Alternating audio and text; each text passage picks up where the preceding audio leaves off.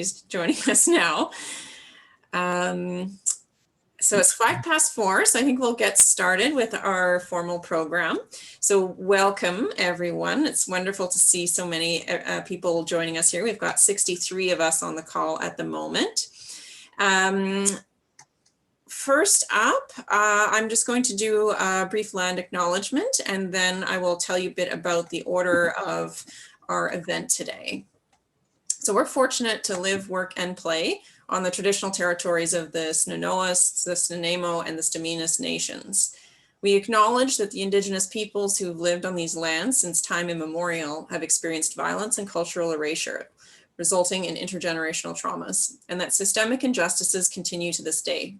We affirm the need for ourselves, our government, our communities, and our institutions to respect Indigenous peoples' right to free, prior, and informed consent on all aspects of human activity within their ancestral territories. We welcome guidance from members of local Indigenous nations and communities and hope to develop lasting partnerships while recognizing their right to participate or not in our climate work.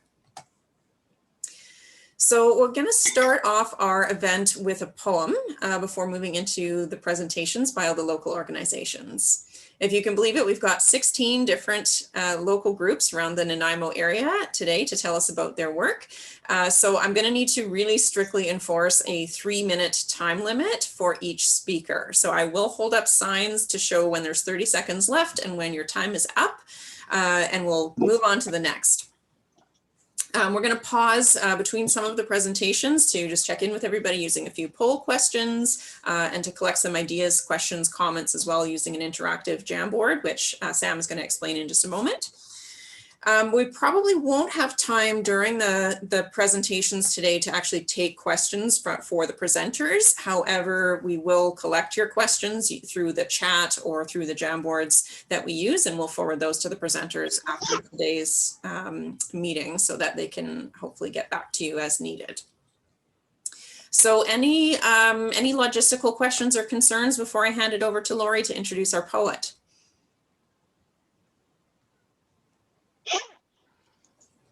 Okay, and yeah, if folks can just keep themselves muted when it's, unless they're presenting, that will help us to minimize any background noise. Thank you. Go ahead, Lori. Thank you. I'm so happy today to introduce the poet Deirdre Godwin, who will read one of her poems for us. Deirdre lives on a small holding farm in Yellow Point and works at Vancouver Island University. She writes in a variety of poetic styles, often finding that a single phrase popping into her mind progresses into a full-fledged poem. She would like to thank us for the opportunity to share her words today, and we would like to thank her for the poem she's about to share with us. Go ahead, Deirdre. Thank you, and thank you for inviting me. So the poem is titled Purpose. It's essential, fundamental. Ask the questions, wonder why. Be amazing, issue raising. Make things better, touch the sky. When you're ready, hold it steady. Know for certain you can fly. No more doubting, need for shouting.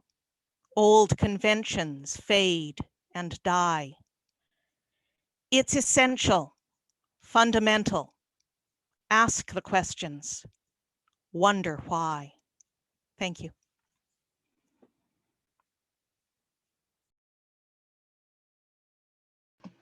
Thank you so much, Deirdre. That was beautiful. Thank you for sharing that. So it looks like, so Shelley was going to present a little bit about the Nanaimo Climate Action Hub first. However, she is having some technical difficulties, and unless, speak up if you are here, Shelley, but I don't see her in the participant list. I am here. Oh, you are? Oh, good. Okay. Then we'll welcome Shelley, who has been advocating for climate change solutions for over 3 decades as a teacher and within the community. And she's a founding member of the Nanaimo Climate Action Hub. So I'm going to share. You are welcome to share your screen. Okay. Now. Okay, so how, now where did the share screen come up? Sorry. I might need to make you a co-host. Oh, you are already a co-host, so you should have screen sharing ability. Okay. I'm just trying to find the right screen right now. Sorry, I'm having a bit of technical difficulty because I can't find the right screen for us. And if it's if you end up not being able to share the screen, I'm sure it'll be fine if you just you know, speak a little bit about the organization. Okay, all right then, I will do so. All right. So I'm going to just give you a little overview of what the Nanaimo Climate Action Hub is. And there, oh, okay, is that on now on the screen? Nope, okay. So starting off with who we are, I had a Margaret Mead, or the classical Margaret Mead quote, never doubt that a small group of thoughtful, committed citizens can change the world. Indeed, it is the only thing that has ever, or ever has. And so we are local citizens, individuals or groups interested in rolling up our sleeves to bring about rapid decarbonization of our municipality. We're diverse and inclusive. We're a community of local people working together to advance climate solutions in Nanaimo and surrounding areas through advocacy, local initiatives, and collaboration with others. We are a community of local people with a multitude of talents and abilities. And you know that good things happen when diverse people come together to collaborate. So what we are, we think globally and act locally. The Hub offers local citizens an opportunity to network through Zoom meetings like this and other platforms. The Hub acts to support and connect people to people, people to knowledge, and people to actions. Our first advocacy action in Nanaimo was to mobilize strong support for 3 key climate initiatives in the city. The first was the approval for funding for a manager of sustainability. The second was adoption of the donut economics framework. And the third was to maximize funding for active transportation infrastructure. And all 3 of those were passed. So we're really delighted with that. The next thing is why a hub? And there's a quote by Greta Thunberg that says, I think in many ways that we autistic are the normal ones and the rest of the people are pretty strange. They keep saying that climate change is an existential threat and the most important issue of all. And yet they carry on like before. So in April 2019, the city declared a climate emergency and set new community-wide emission reductions. Thank you. And so the Hub is the entity that's going to help bring together a wide range of citizens, empowering them and amplifying their voices to address this climate emergency. Where and when, we have a website, we have a Facebook group, we have Instagram and Twitter. We invite you to follow on those platforms. The Hub officially launched on November 21st, 2020, and we have Zoom meetings like this one with the larger community, and they're expected every few months for updates and overall networking. And when subcommittees become or begin to develop, they will depend on the need. And last but not least, how to join. Subscribe to the mailing list through the website, or you can email Nanaimo Climate Action at gmail.com. Thank you very much.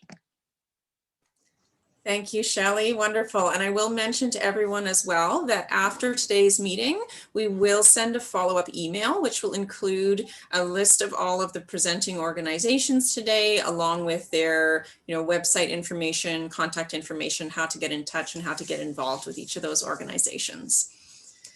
So thank you for kicking us off there, Shelley. Next, I'm going to just turn it over to Sam, who is going to do a few poll questions and tell you about our interactive Jamboard. Thank you, Heather. Hi, everyone. So wonderful to see you all here today. I'm going to start us off with just a couple of poll questions. They should pop up on your screen here. Just to start off with, where does everyone live? Where are you joining us from?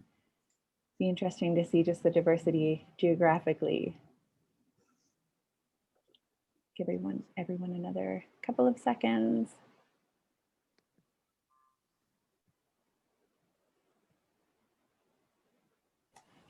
And if you're a co-host because you're presenting, then you may not be able to answer the poll questions. Sorry about that. Not sure of a way around it. That makes sense then. All right, so it looks like the majority, almost 70% coming in from Nanaimo, but also, a fair chunk of people from around the RDN, as well as elsewhere on the island or even off the island.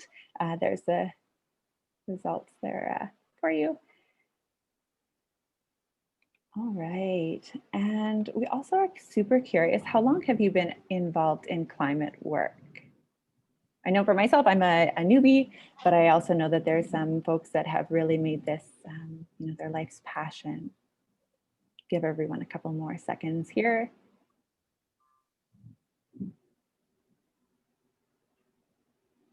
Five more seconds.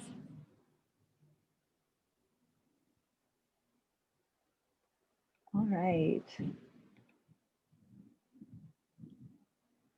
So kind of, again, like quite diverse across the board. Some folks for more than 20 years. Thank you, wow, everyone for that dedication.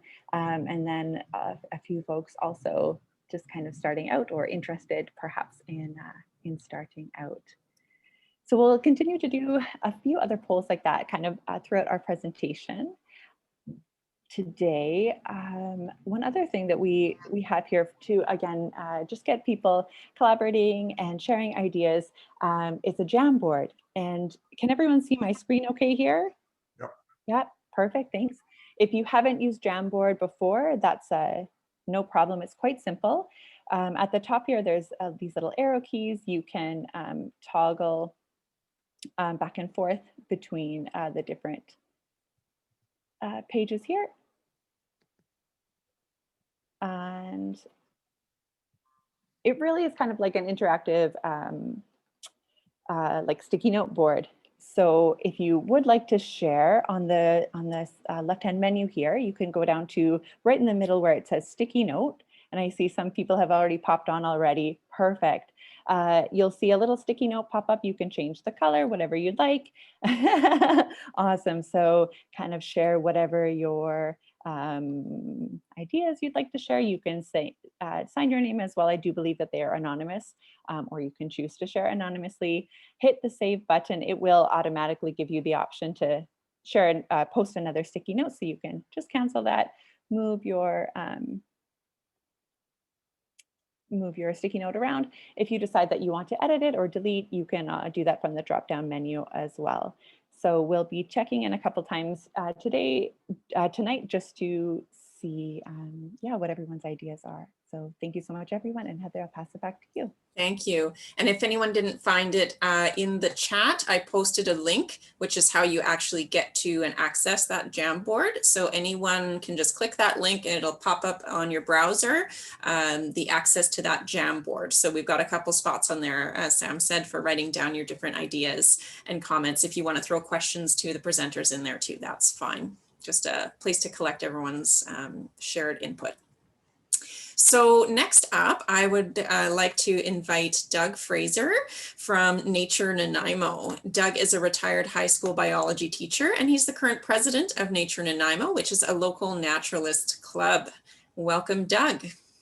Hi, thanks, Heather, and thanks to everyone especially for organizing this event. Kind of excited about it, both personally and from an organizational perspective. So I only have 3 minutes. We're a local naturalist club. We're in our fourth year. We have just over 100 members still, which is, we think, is pretty good considering COVID. We don't get to do too many nature outings together in these situations. And we've sort of switched over to Zoom meetings instead of regular monthly presentations. Our mission is to foster an interest, appreciation, and enjoyment of nature and promote the conservation of healthy natural ecosystems in the Nanaimo region. And the climate emergency kind of throws a wrench into conservation efforts, so that's why we're here. We have regular monthly meetings, presentations on typical nature-related topics. We're nature lovers, whales, wildflowers. We go birding, go explore the intertidal zone, those kinds of things you would expect from us. We represent a membership that obviously has a very deep appreciation and love of the natural environment. And so we're very committed as a group to protecting the health of natural ecosystems. In terms of climate change specifically, our members are of course extremely concerned about the impacts of climate change, and I think would be more than willing to support and promote climate change mitigation actions. And I think many of our members are already like pretty green in terms of their personal lifestyles and actions and involvement. As an organization, we haven't taken on climate actions directly as of yet. We were actually just starting to talk about climate stuff just pre-COVID. So we went into a bit of a pause, but I think that the formation of the Nature Hub is sort of perfect timing and a wonderful way of generating sort of our club involvement and getting to know all of these other groups in our immediate area. Thanks. Wonderful. Thank you so much for telling us about Nature Nanaimo, Doug. And you did a great job staying under the time limit. So you get a gold star. So next up, I am pleased to introduce Emma Simard-Provençal, who is the chair and co-founder of the VIU Eco Club, which she helps to run while studying for her Bachelor of Science in Nursing. Welcome, Emma. Thank you, Heather. I'll try to keep this short and sweet in the interest of time. I just want to acknowledge that I am on the territories of the Snanawas and the Qualicum First Nations right now, and I'm so grateful that I get to live, learn, and be an activist on their lands. So yeah, I'm Emma. I'm the chair of the Eco Club, and I've been the chair for about 2 years now. And I also just became the vice chair of the VIU Garden Club, so I've got a few things going on top of school.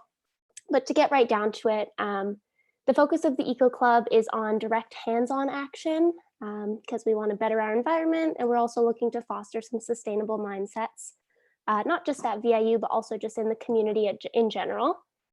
So we've really found that hands-on stuff kind of gets people engaged. So stuff like litter pickups, nature walks, invasive species pulls, things like that.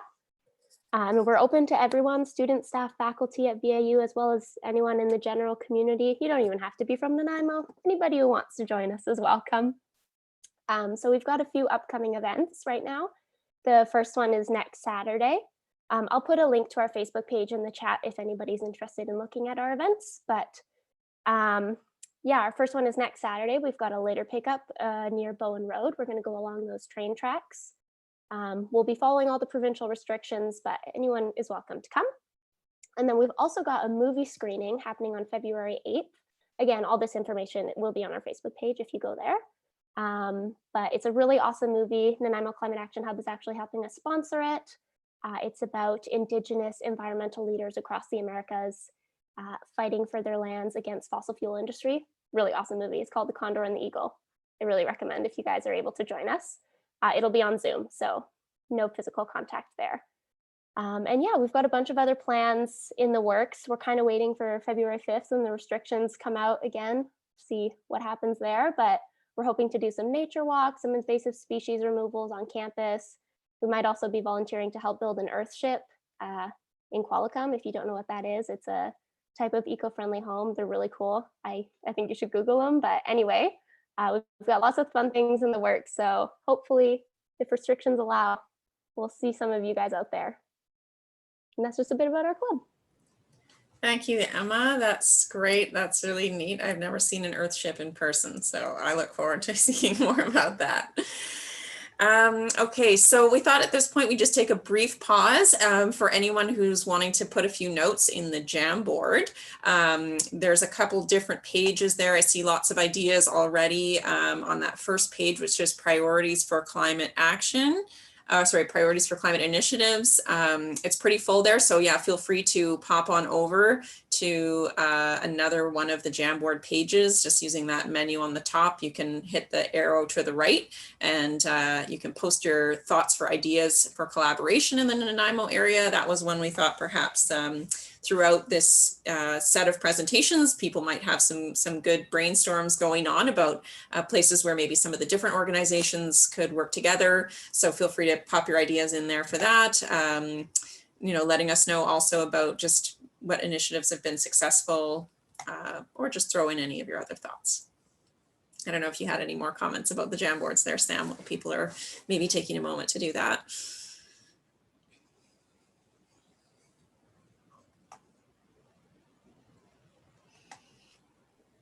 Okay, so, oh, here you are, Sam.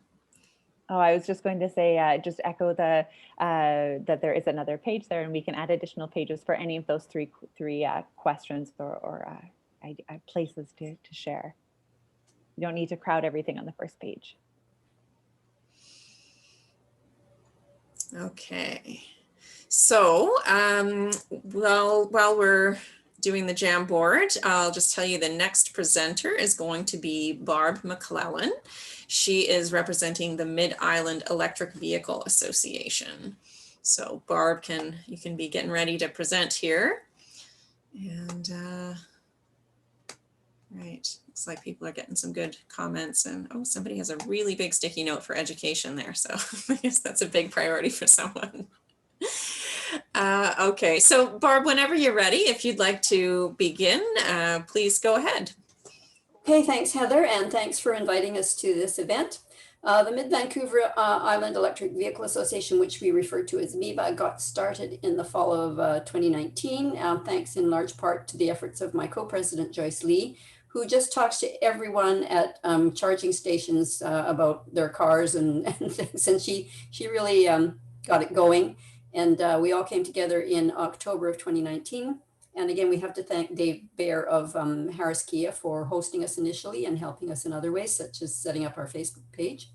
And from there, we started to have regular meetings, drafted a constitution, bylaws, all that stuff, registered as a society in February 2020, elected a board of directors. And besides myself and Joyce, there's Roy Culver, John O'Brien, George Hummel, Bernie LaFrance, and Larry Bolt.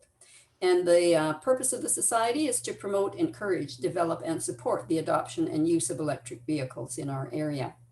So we held a number of meetings until March, and then we all had to stop, as everyone did, due to COVID.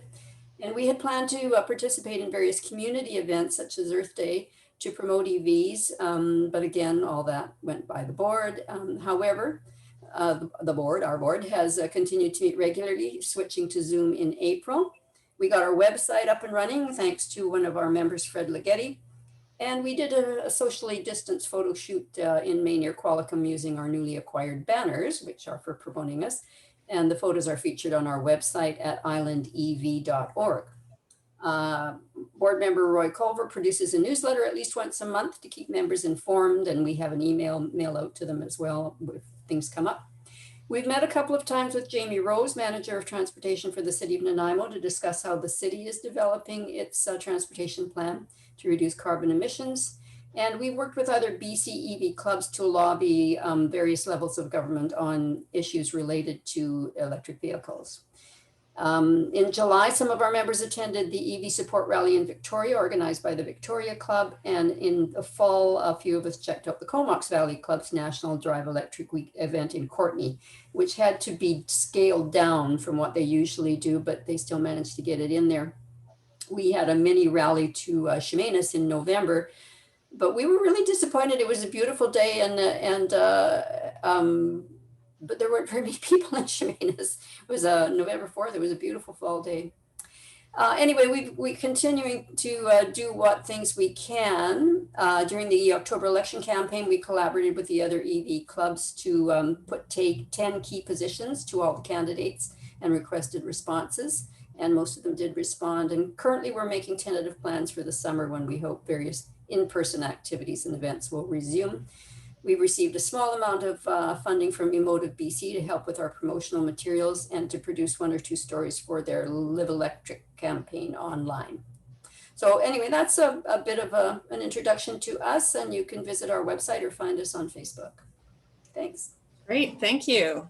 Wonderful to learn about those different lobbying initiatives that are going on there. That's great. So next up, we are ready to hear from Kurt Fisher through Island Community Solar Co-op. Kurt has been a solar co-op board member for just about 2 years, and he is currently serving as their treasurer. Welcome, Kurt. Thanks a lot, Heather. Thanks for the invite and for all the participants. I do have I can torture you guys with 3 or 4 slides here if I can manage to share it. How's that? Everybody say okay. So this is just a brief introduction to ICSC, as we call it, our Island Community Solar Co-op. And my advance is not working here. Let me try something else here. Use the down arrow on your keyboard. It's the easy way to do it.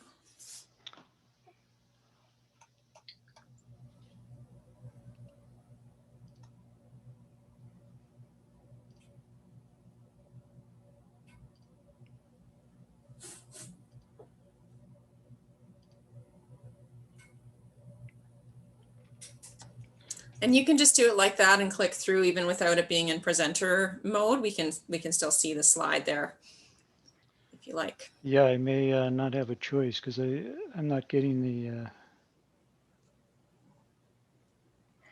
the controls for advancing for controlling PowerPoint don't seem to work in share mode. So, well, basically, let me just go ahead and speak then. So what we do, I'll explain to you, I think the quickest way to grasp it is I'll explain the solar co-op business model to you.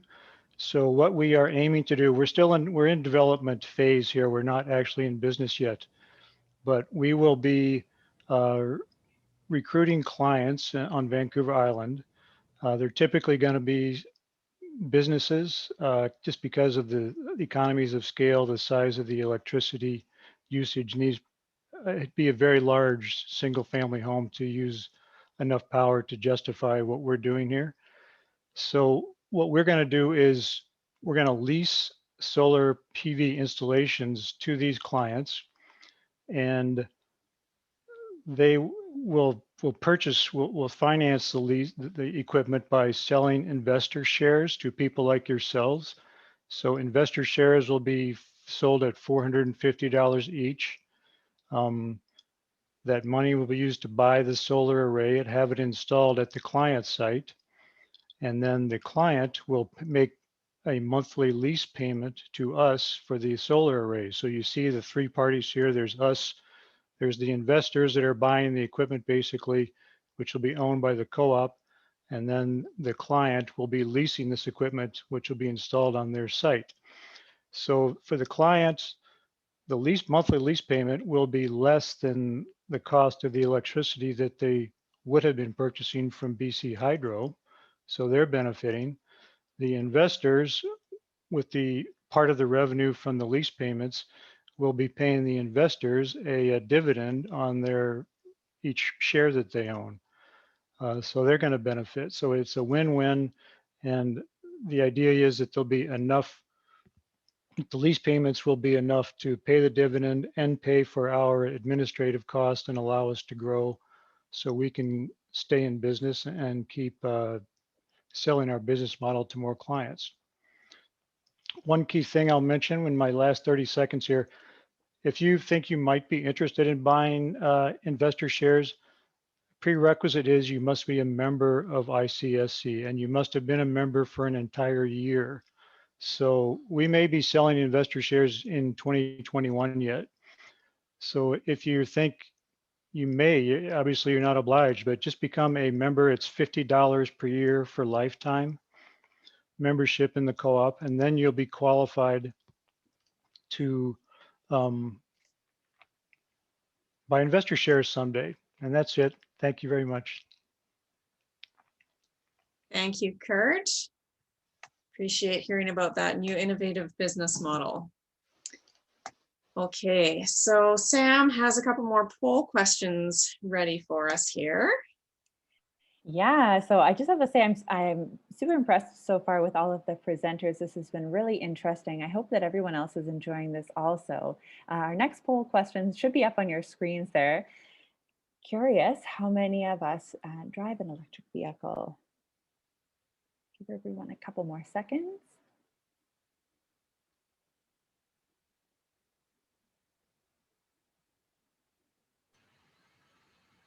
Does hybrid count? Sure. Yeah, we didn't think to include an option for hybrid in there, sorry. All right. So I'll share the results here. So looks like a good mix also, 24% yes, 34% no, but planning to buy one. And then a mix of what if I had the means or not interested, that's fine too. Our next question will be popping up on your screen too. I know in our Jamboard, we had lots of folks talking about alternative modes of transportation as your kind of priority. Curious what types of transportation do you currently regularly use?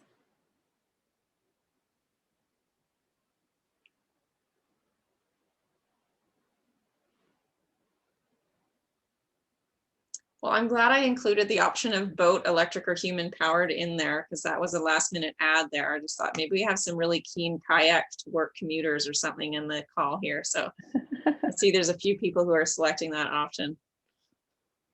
Yeah, I'd be really curious to hear those stories. Okay, we'll give everyone another second or two and we'll wrap that up. And there we go, super interesting mix here as well. Lots of walkers. Excellent, great. Thanks so much, everyone. Thanks, Heather. Thank you, Sam. And I am pleased to introduce you to the Dover Bay Eco Club next. We're going to hear from Mika Sumiel, who is a grade 12 student, who is the president of the Dover Bay Eco Club, which is a student-led group trying to make their school a cleaner, more environmentally friendly place. And we'll also hear from Tian, who is a grade 11 student, who is also an executive member of that Eco Club. Welcome. Hi, I'll just share my screen. Is it all good?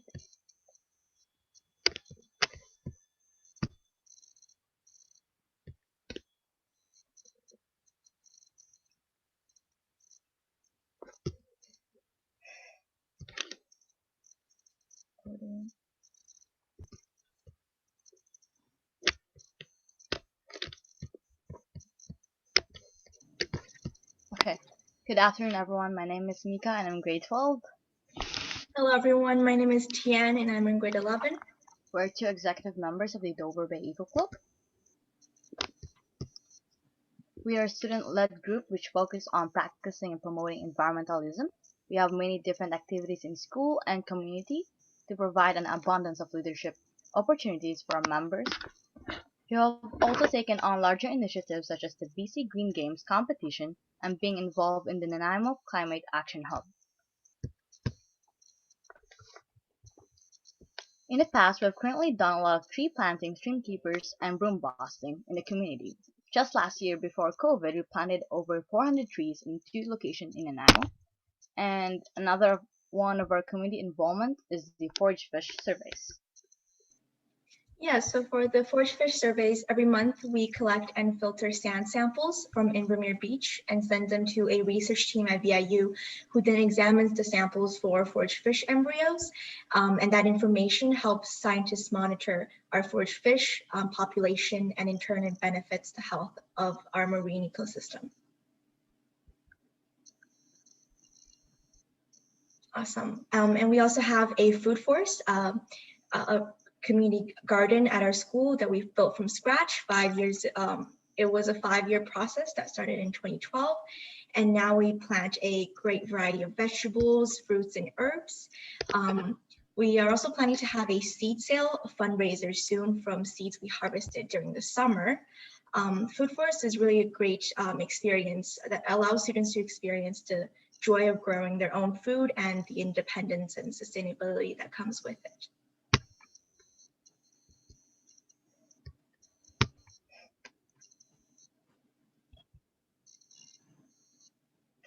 Also, we're currently working on having a station where students could drop their garbage papers and compost.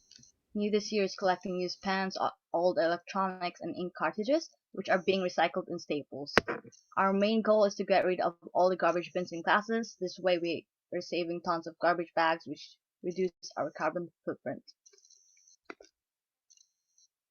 And as well as an energy ambassador is a competition run throughout the school district 68.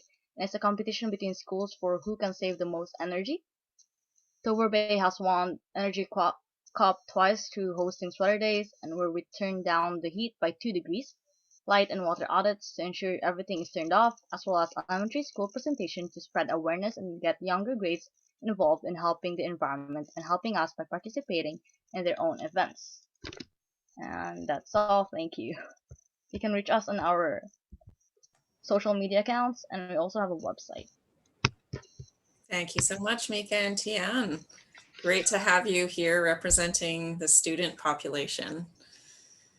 So let's take just a couple minutes again for if anyone would like to pop a few ideas into those jam boards. Now we've started to hear from a variety of different groups, so maybe some folks are having ideas about collaboration opportunities or even questions for the presenters. So we'll have a few minutes to do that. And maybe in the meantime, I'll just give a couple of shout outs here. We're pleased to have joining us today, Paul Manley, who's our MP for Nanaimo. And we've also got in our audience, Ben Gesselbrecht and Tyler Brown, who are two of the city councillors for Nanaimo. And I believe they represent the regional district of Nanaimo as well. So thank you to those who I know are all three very busy people who get lots and lots of invitations to go to different events. And we just really appreciate that you're here to learn about all these different groups in our community and the work that everyone's doing. So thanks for coming.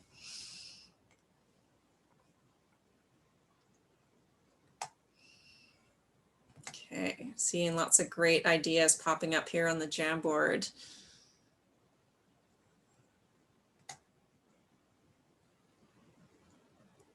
Nice, urban farming, zero waste, yeah. Okay, so next up, we are going to hear from the Nanaimo Recycling Exchange, speaking of zero waste. So I'd like to welcome Jan, who is with the Nanaimo Recycling Exchange. And her little introduction is that it is a good thing Jan likes puzzles because she's going into her 10th year as executive director of the Nanaimo Recycling Exchange, and she's still trying to figure out why the dumps are filling up and the recycling depots are closing down. Welcome, Jan.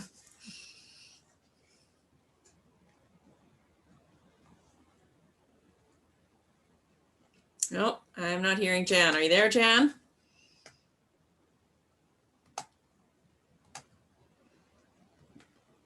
Is that any better?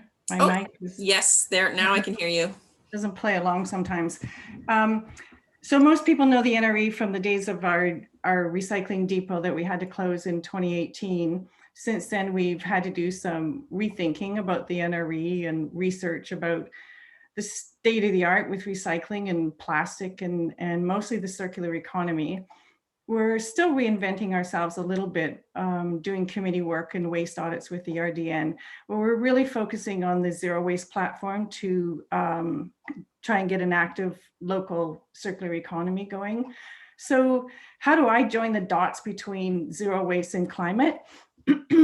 Something that I think is really important is our linear model of virgin extraction, manufacturing, processing, distribution, use, and then disposal of just so much stuff. For every ton of solid waste that we see, we know there are 71 tons of waste produced that have been produced upstream before we even see the product. So we've long known, I think, the environmental impact of that model. We're getting to know the climate impact of that model. And all the research says that zero waste is one of the fastest ways to affect climate change. I've learned zero waste in itself really isn't that sexy.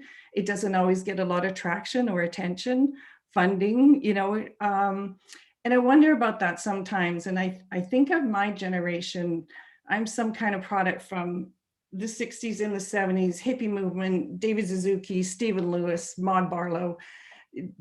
You know, we had the yuppie takeover with all the hedge fund hinky. Somehow the internet happened. And we just have this explosion of distractions from this slow degradation of our planet. And this slow part is what really me when I talk about the real state of our planet with people my age, because all we've ever seen is if you grew up in BC, you've seen these beautiful, vast landscapes, clean rivers, the waterfalls, oceans, fish, fresh air.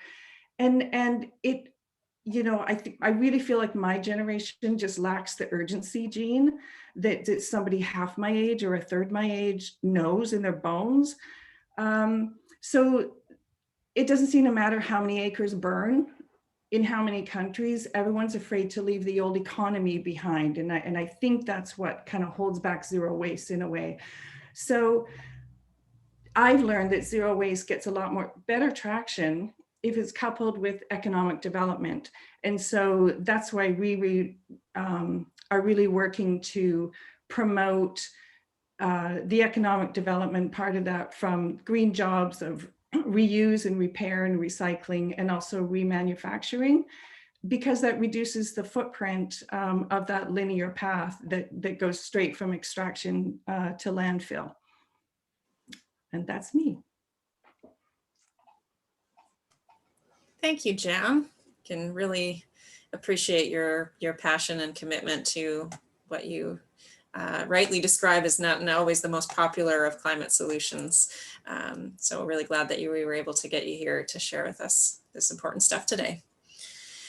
Next up, I would like to welcome Amanda Oram from the Council of Canadians. Amanda is the voting representative with the Mid-Island Council of Canadians, and she's going to share the insights on how to be an activist within these COVID times. Welcome, Amanda. Thank you. I would like to just screen share, just one moment here. Okay, excellent. So everyone, hello. As you know, I'm Amanda Oram. I'd like to thank you for allowing our organization to take part in this hub. A little bit about the Council of Canadians. Since 1985, the Council of Canadians has been a home for people who believe a better Canada is not only possible, but necessary. The Council's work has always been built on a strong foundation of timely and strategic campaigns for the values, social programs, and progressive policies we all believe in, locally organized by the grassroots, funded by the grassroots, and supported by the grassroots. As we all know, in early 2019, we heard that Councillor Tyler Brown had intentions on declaring a climate emergency within Nanaimo, and that we needed to start acting now on saving our world from climate change. We created a petition and forwarded it online and gathered signatures during the Earth Day event at Barsby High School. And we presented these hundreds of signatures on the day that Councillor Brown's motion was passed at that April council meeting. Building on the hype, in May 2019, we hosted a town hall meeting to bring about the infamous Green New Deal. Over 100 people showed up in Nanaimo and provided their opinion on what a Green New Deal would and wouldn't look like. This is all inspired by the Quebec, part of my French, I don't speak French very well, Le Pacte pour une transition, and the Green New Deal campaign Alexandria Ocasio-Cortez is championing in the US. The Council of Canadians has joined with progressive groups, organizations, and people from coast to coast to coast in calling for a Green New Deal in Canada to meet the demands of justice and the climate crisis. The Green New Deal rests on two fundamental principles and must be based on Indigenous knowledge and science, and cut Canada's emissions in half in 11 years. It must leave no one behind and create a better present and future for all of us. You can find the deal on the Council of Canadians website at canadians.org/Green New Deal. This past year, we've done many actions. We've been Zoom meeting with our local politicians, and we get to glance into the world and see how they are bringing about social change within our city. It is a grounding experience to know that we have such strong representation within our city and that they really are trying hard to bring about social change. In November 2020, our BC chapters all joined together as one to start organizing actions at a provincial level, with more people working through focus groups. There is more than 40 people working in each working group, such as ending fish farms and working on stopping fracking and bitumen pipelines and working for water sustainability. We want to save our old growth forests and doing everything we can do to stop super tankers from docking in Canada. One of the most recent campaigns we've done was to bring a supply run to the river camp at Berry Creek. We filled a vehicle full of food and supplies and drove out to the West Coast. All of this happened under the power of the grassroots. We did all these actions together, and I have hope that we can turn this climate emergency around with using this action hub as a tool. Thank you. Exciting initiatives going on there. So I have to apologize to Jen Cody because I just went slightly out of order in the agenda that I had circulated to presenters. So I would like to introduce to you Jen Cody at this time from FoodShare. Jen is the Executive Director of Nanaimo FoodShare. Localizing the food system is an important part of the work that FoodShare supports and one of the solutions for reducing greenhouse gas emissions. Welcome, Jen. Thank you very much, and it's a pleasure to be here today. I just want to acknowledge that I'm on Nanaimo territory today, and wanted to chat a little bit about what FoodShare as an organization does and how that's related to climate change. The Nanaimo FoodShare has been a nonprofit organization since 2000. And pretty much FoodShare, our focus is everything connected to the food system. So we have programs at the organization that are around food access and food skills, and also food policy and connected to increasing the viability of local agriculture in the region. And so the types of programs that we are connected to have that connection to climate change because of the large impact that agriculture and the food system have on climate change. And if you go into the literature a little bit, you'll see that the estimates in terms of the food system's contribution to greenhouse gas emissions range from 21 to 37% of the total of emissions just from the food system. That comes from agriculture, from transportation, from the industry, and from household consumption. And the work that FoodShare does is around increasing local food systems and increasing people's understanding and skills connected to food, and creating a more localized food system. And so all of those aspects to how FoodShare works in the community are also working towards reducing some of the impact that we have on climate change. So a couple of the programs that we've got going that help with that is, an example is the Good Food Box, which brings local and fruits and vegetables to the people in the community at a low cost. What that helps to do is increase people's fruit and vegetable consumption. And one of the major ways for us to be able to address climate change is actually reducing our reliance on meats and working towards a diet that is closer to both whole foods, but also is more plant and vegetable based in the majority of the foods that we'd be consuming. And that consumption piece, as people in our community, can have a significant impact on the types of foods that are available to us and the demand that we make on the environment in order for us to do that piece. So I'd recommend, and I'll put this into the chat box, folks can take a look at the Eat Lancet report. It's a great reference for people to take a look at in terms of a diet for planetary health, and invite people to get involved with FoodShare as well. Thank you very much. Thank you so much, Jen. Really great programs that you folks are offering there at FoodShare. And next up, I would like to welcome Julia Roberts, who is going to speak with us about a new Interfaith Climate Action Group. So just over a year ago, Julia moved to Nanaimo from Nelson, where she had been involved in an inspiring interfaith climate group. Welcome, Julia. Thanks very much, Heather.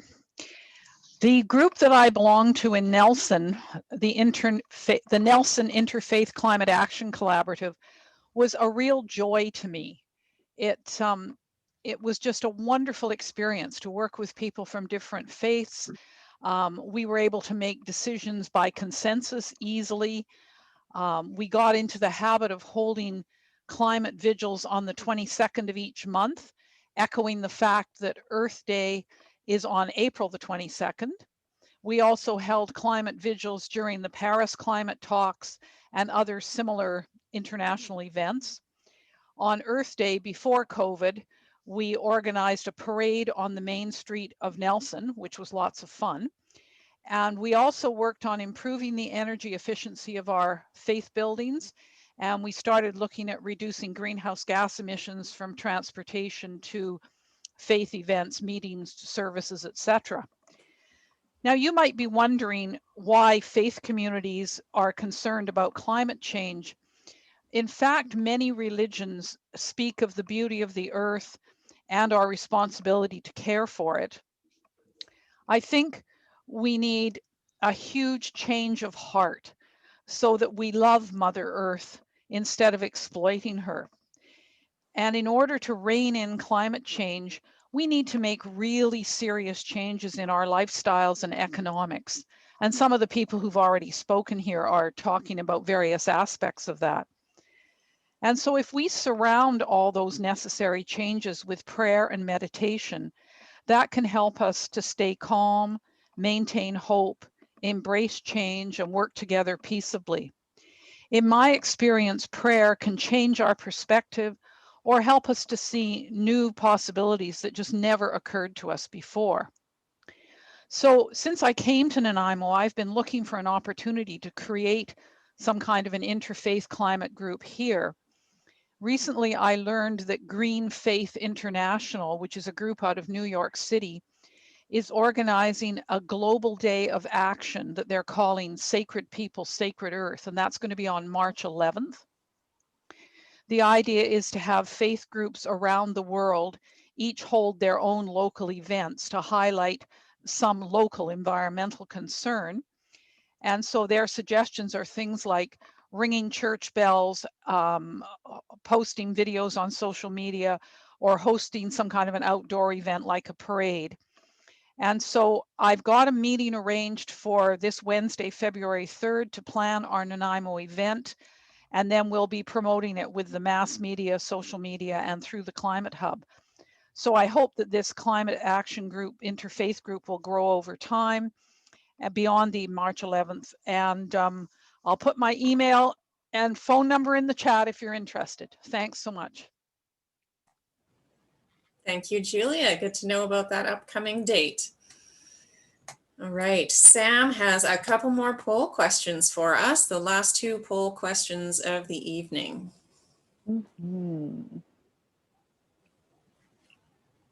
So related to what a couple of people have talked about here, have you made any changes to your own diet?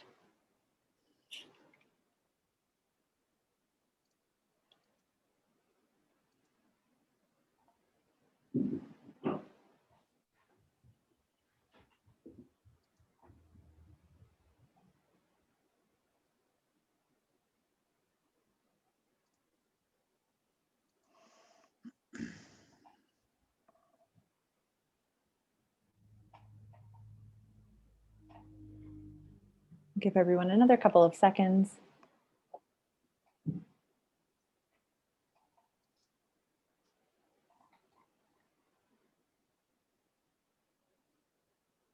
All right, we'll close the poll there and see what everyone has shared here. So, so great. Looks like we have quite a few producers here. Also lots saying that they try to buy from local producers, buy in season, as well as reducing consumption of meat. All right. Thank you everyone for sharing. Our last poll question of the day is about barriers that maybe you feel are preventing yourself from getting more involved in climate-friendly actions. So we'll give everyone a couple of minutes to fill that out if you would like to share.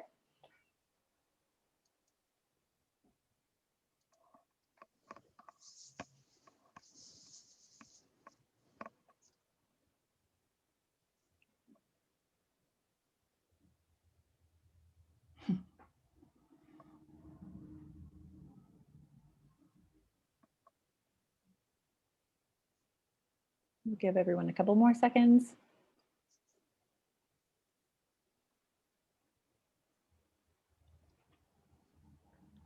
And we'll close close the poll there. So it seems like the biggest barrier that folks have been reporting on tonight it would be financial, perhaps not owning your own home, not knowing where to start. Hopefully by joining tonight and hearing a little bit about ways that local groups are promoting climate action and solutions, hopefully that at least opens the door to future connections that maybe you'll be able to find that place to start. Thanks everyone for taking part. And I think we have a couple more presenters here. Yes, thank you, Sam.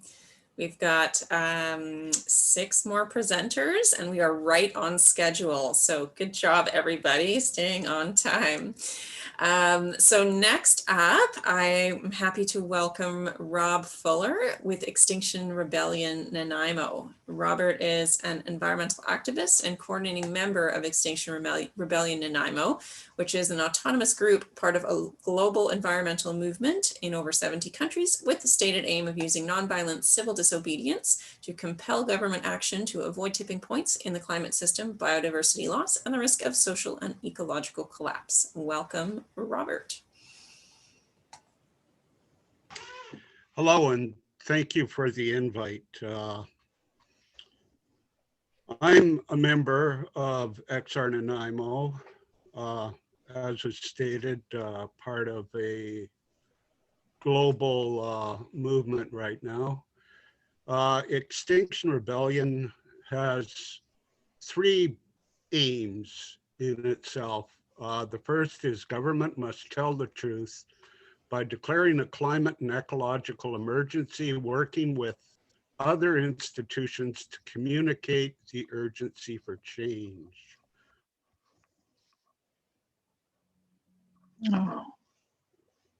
Oh, Rob, we've just lost your audio.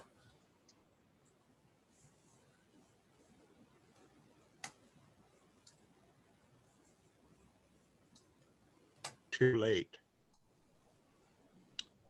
3, government must create and be led by the decisions of a citizens' assembly on climate and ecological justice. I guess most know of us for organizing big events like the ones we've had at Maffeo Sutton Park and Diana Crawl a couple of times. Due to the COVID restrictions, we've had to scale back. But for the past 8 months, we've been deeply involved with grassroots movements to stop the logging of our old growth ecosystems and a reframing of the mass log exports that are happening right now. We do smaller events type actions in front of our MLA offices. Yesterday, we actually held an action in front of the Royal Bank of Canada branch downtown. The hashtag Fossil Banks, No Thanks was Canada-wide promotion. It seemed to go off really well. And briefly, if anyone is interested or has questions, feel free to message us on our Facebook page or just check us out. Thank you very much. Thank you so much. And Rob, just to let you know that your audio did cut out briefly when you were speaking about the 3 aims or objectives of Extinction Rebellion. So if you'd like to type those into the chat or paste them into the chat, you'd be welcome to do that in case folks are missing, I think, the second objective we didn't catch. So feel free to do that if you like. And thank you for the update on your great initiatives. Thank you. Next up, I would like to welcome Dawn Giberson, who is the founder and board president of Transition Nanaimo Society. Welcome, Dawn.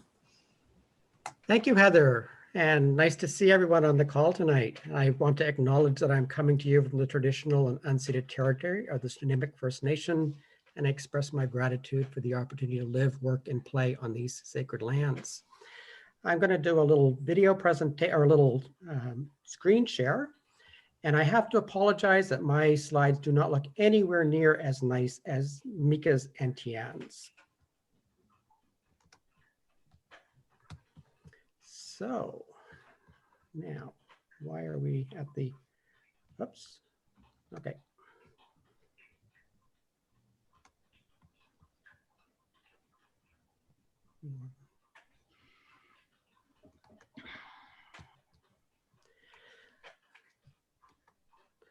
So very briefly, the purpose of Transition in Nanaimo Society is to facilitate community engagement and accelerate Nanaimo's transition to a thriving low carbon future. And I'd like to highlight three main initiatives or projects that we are working on right now. The first is Climate 911, which is our weekly radio program and podcast. It's airing on CHLY 101.7 FM Tuesday mornings at 11, and will soon be a podcast through Apple Play, Google, and Spotify. And the program is really there to explore practical and innovative solutions to the climate emergency, and to also showcase change leaders in our community. And I think there are many of those on this call tonight. And if you would like to be a guest, please do get in touch with me. I'd love to have many of you on the show, or if you would like to help with the show as well, please get in touch with me. The second initiative that I'd like to briefly highlight is our upcoming Food, Farming, and Climate Change Virtual Summit. This will be happening on March 11th or 12th, subject to confirmation of those dates. And the purpose of this is to bring people together to explore how can we build a resilient, sustainable local food system. That seems to be one of the things that is surfacing on the Jamboard. Many people seem to be interested in that. There is a planning meeting on Tuesday night, the 2nd of February at 7 p.m. And if you would like to attend to help plan that, please let me know. Or if you would like to help with the event, please let me know. And the last thing that I wanted to mention, I saw in the poll that 72% of the people on this call grow their own food, but for the remaining 28%, or for those who would like to learn how to grow their own food, we will be offering a 12-week program starting in March on Be Your Own Grocer, everything you need to know to grow your own food. It'll be Saturday mornings from 9:30 to 11:30. It's being taught by Connie Kuramoto, who has been teaching classes on gardening and that for many years. It's 12 weeks and in 4 parts, running from March through September, and you can take the full course or any of the individual classes. And there will be more information on that. And so if anything here piqued your interest, or if you'd like to learn more, you can visit our website, transitionnanaimo.ca. You can contact me, my email there.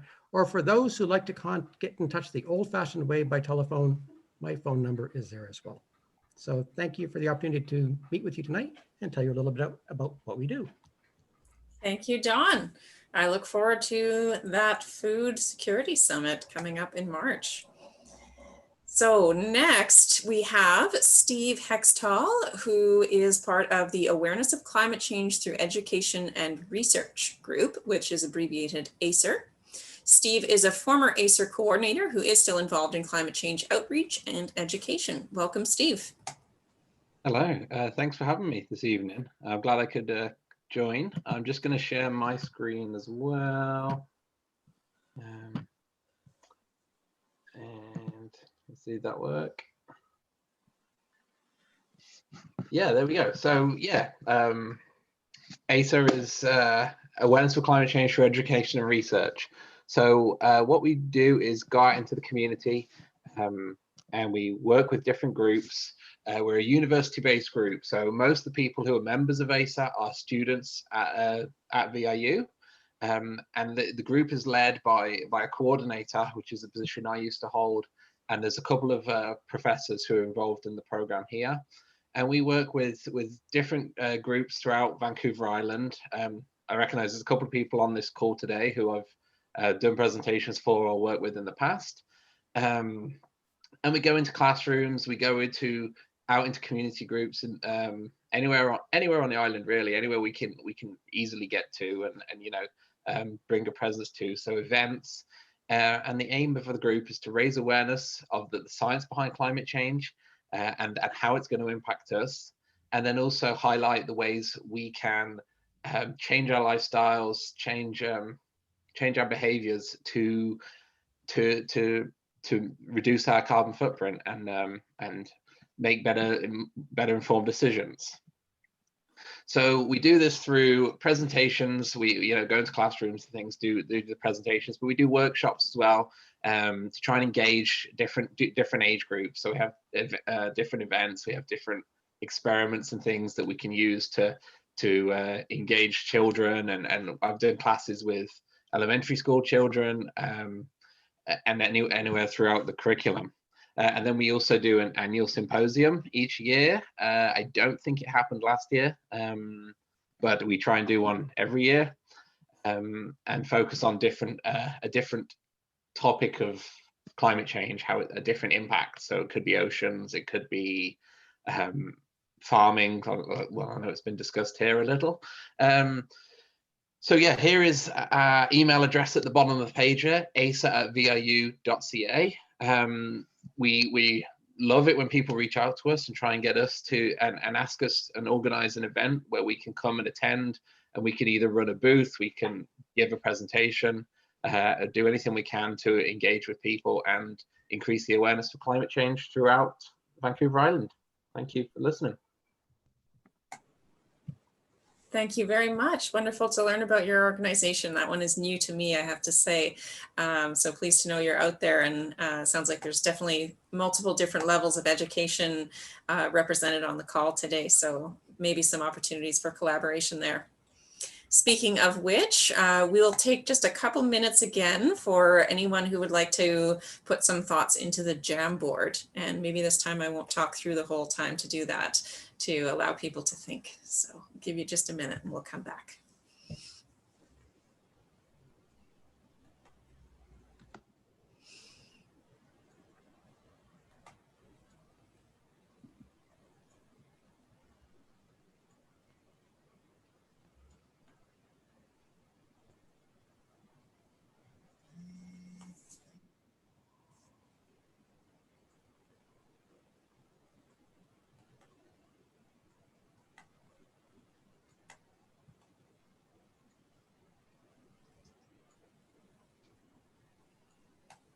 Okay, so while folks are just finishing up your comments and questions there, I will just note that we are going to be sending out this follow-up email with links and information and contact details for the various organizations. So I will also put it out there that if anyone who isn't necessarily a presenter today would like to share a link for any other organizations that are in the area that relate to climate change, or resources or things, feel free to email those to us at our, just Nanaimo Climate Action @gmail.com, and we could include that as well. Okay, so we are heading into our final set of 3 presenters for the evening. Next up, I would like to welcome Shelley Gavojic. I'm not sure if I'm pronouncing that correctly. I did learn how, but then forgot, so apologies. And I believe Robert Lumsden may be speaking a little as well. So Shelley is a learning coordinator with the Nanaimo-Ladysmith School District, and Robert is who is a district energy manager. We'll be talking about some district initiatives as well. So welcome, Shelley. Hi, thank you. I'm just going to share my screen here with you if that's okay. Can we see it okay? Is it there? Perfect. So hi, everyone. My name is Shelley Gavojic, and I'm a learning coordinator with the Nanaimo-Ladysmith Public School District. Part of my portfolio is around environmental stewardship and outdoor education, specifically around professional learning and taking on projects to support staff and students. One of our 4 main board goals for our strategic plan that we are currently in our 2nd year of as a district is to be a leader in environmental stewardship and sustainability. And there's 6 specific targets that go with that. The 3 that I certainly spend the most of my time on is increasing learning opportunities for students and staff, supplying and supporting infrastructure around composting, recycling and sorting that we work with facilities on, and increasing opportunities for outdoor ed programming in the district. I can't share with you everything in just a couple of minutes here that's currently happening in the district, but one project that I did want to share with you is a current pilot project with the Regional District of Nanaimo in conjunction with School District 69, the Parksville-Qualicum District, around zero waste. And essentially, we are working to deliver school education in line with the provincial curriculum to address concepts around zero waste. And it's been a really amazing project. It started in January of last year, and essentially it includes several different schools. So 6 in Nanaimo, Uplands Elementary, Seaview Elementary, Mountain View, Forest Park, Wellington, Barsby, along with 3 schools in School District 69. And there's also a student leadership component where different secondary leadership groups can apply for funds as well, Dover Bay being one of those groups, to take on some really cool initiatives and projects to support zero waste. So far, to be honest, the progress has been absolutely inspiring to see the educational opportunities and activities that are being offered curricularly amongst our teachers in these pilot schools, and the way it's shifting from school to classroom to student and then eventually into homes has been really inspiring, to be honest. Some of the projects that have happened so far are things like sewing machines to teach kids how to mend clothes, but also to take on projects like reusable bags, vertical gardens, worm gardens, vermicomposting, litterless lunch programs, structural setups for source separation, literacy circles, and I could go on, right? There's tons and tons of them. At this point, I want to pass it on to Rob, our district energy manager, to share some of the work from the facilities end. Hello, everybody. I'd just like to share a few of the projects that we are taking on or we have underway. So next month, we take delivery of 2 battery-powered buses. We're installing the charging infrastructure right now, and we've built in capacity for 10 additional buses. Next slide, please. These are portables and before and after daycare portables that we're building at Woodland School.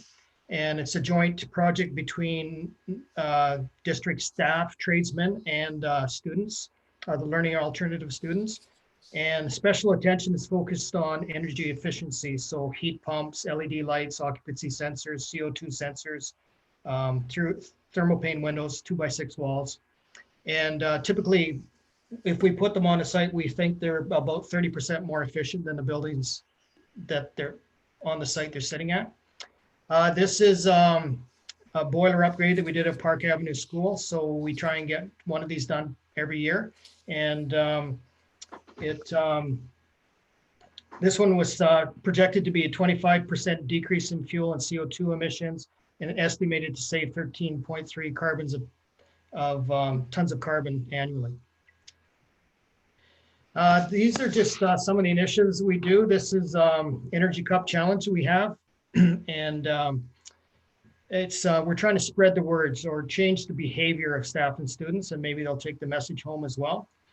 Other things we do is we've piloted a battery-powered tool program, like leaf blowers and chainsaws, networked irrigation controllers to save on water usage and provide better playing fields. We've done 15 years of lighting upgrades, LED lighting upgrades, occupancy sensors. Sorry to cut you off, Rob, but if you can just wrap it up in a couple of seconds, we are out of time. Certainly. So what's key is all projects are scrutinized for energy efficiencies, carbon reduction, waste reduction, and recycling of materials. Thank you very much. Thanks very much. Thank you very much, both of you. And I will comment too, so many of the presenters today, I'm sure have just so much more that they could share with an interested audience like this one.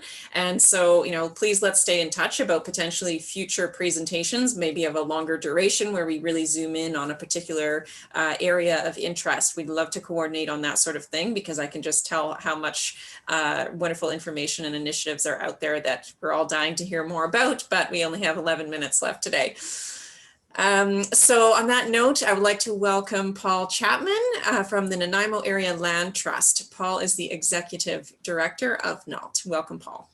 Thank you. Wish me luck. I'm going to try and share a screen here. So, Jeff.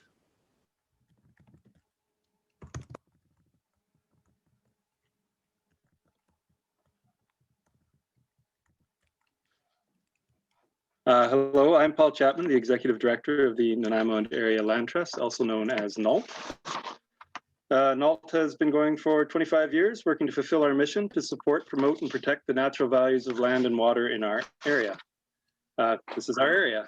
The natural values include living in a narrow band of coastal Douglas fir geoclimatic zone. That's that little bit of orange down here. And this is where the iconic and imperiled ecological communities of our area exist. Of course, we face challenges of human-centric challenges, not the least of which is that this is a prime area for people to live and settle.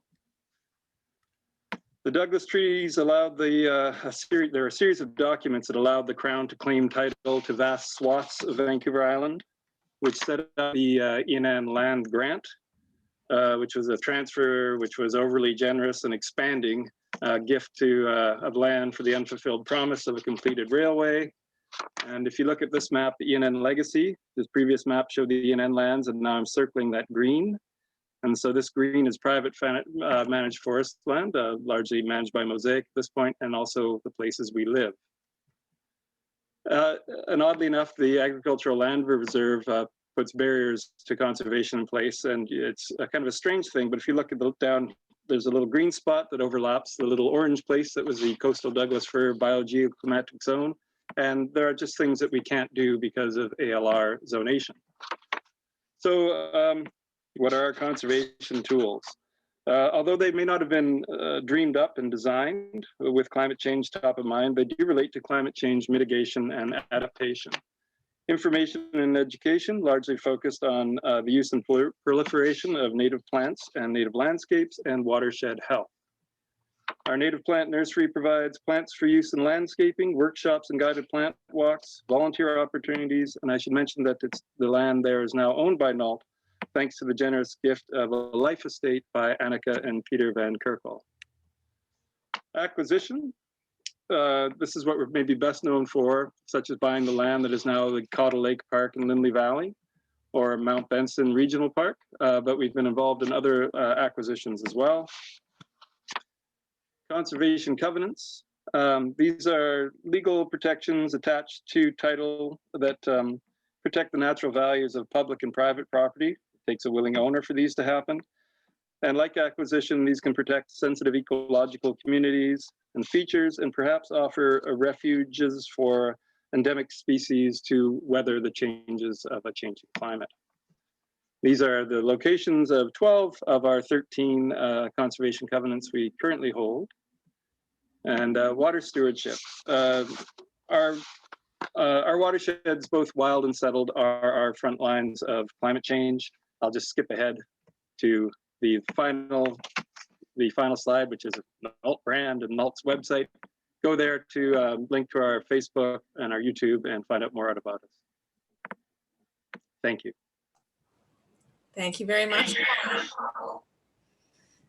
All right, so our final presenter tonight is Guy Dauncey with Community Climate Connectors. Guy is a longtime climate author and organizer. Go ahead, Guy. Thanks, Heather. And I'm speaking tonight from the traditional land of the Shtaminas First Nation. And we just do a screen share. So the project we are working on is called the Community Climate Connectors. This is a new project just started in December. The climate crisis is a global emergency. During World War II in Britain, people had support from volunteers to build bomb shelters and other family measures. They didn't have to do it on their own. So our goal number one, we have 4 goals. We're a group of 10 local people who are working to reduce and eliminate our household climate pollution through transportation, our home heating systems, and our food.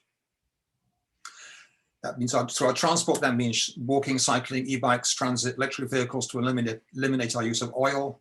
In our homes, it means energy saving changes and heat pumps to eliminate the use of oil and gas for heat. In our food, it means eating less meat, more veggie and vegan to reduce the climate pollution caused by red meat. Our second goal, which we're now working on, is to train ourselves in the skills and confidence to approach 20 neighbors each, using a Zoom meeting to offer support to help our neighbors to reduce their climate pollution. Our third goal is to track the various obstacles that arise, to chart the city and provincial policies or initiatives that we will need to overcome them, and use the Nanaimo Climate Action Hub to seek the changes that are needed locally with the city government. And our goal number 4 is to scale up, to use our learned experience to train 2% of the population to become community climate connectors. So in Nanaimo, we will need to train 2,000 community climate connectors to offer climate action support to their neighbors. And we need to scale up the whole of BC, which actually requires 100,000 people. So that's our project there. And just in passing, I'll mention that Heather and I helped to launch the BC Climate Action Network last weekend. We have 280 climate action groups and initiatives on our database. We launched last weekend. We got a very, very primitive website going, and we're following up with that next Saturday. Thank you, Heather. Thank you so much, Guy. So I'm going to hand over to Shelley to offer some closing remarks for the event. Hey, thank you very much, Heather. I'd like to recognize that I'm speaking to you from the unceded territory of the Nanaimo people. And I'm thinking there. I want to thank all the presenters, the amazing people who have developed short presentations. It's amazing that you had put together such wonderful presentations, and we learned so much. I also want to thank the participants for being here, taking part in the polls and the Jamboard, and also the planners that made this event possible. I'm very heartened and very honored to have been part of this meeting, to hear about all the different groups who are putting their energy in areas involved in addressing climate change locally. I'm very impressed. I think we all are very impressed with the depth of knowledge, the scope of areas of interest, and the diversity of actions. There's lots of optimism and energy present in Nanaimo, and I'm very much heartened and looking forward to the collaborations that we can have. There's lots of overlap, and there's a great potential for having actions that are going to move along faster, our different areas that we can work on to avoid major climate collapse. So I'd like to thank everyone tonight and wish you all well, and I'll look forward to seeing you the next time. Heather? Thank you, Shelley. And if anyone would like to save the chat, I believe the settings should be set such that you can save the chat. And we will, of course, be going through the Jamboards and the chat in order to harvest out ideas for collaboration, questions for different people, and hopefully direct those in the right places. And we have recorded today's event, so we'll make the recording available through our website as well, in case there may be other people that you know who would like to catch some of these presentations. So thank you, everyone. Have a wonderful Saturday evening and rest of your weekend. And I very much am looking forward to hopefully speaking with many of you again sometime, and maybe even one day in person when we can. Thank you. Here. Thank you. Thank you. Bye all. Thanks, everybody. I really enjoyed this evening. Thank you. Thank you, everyone.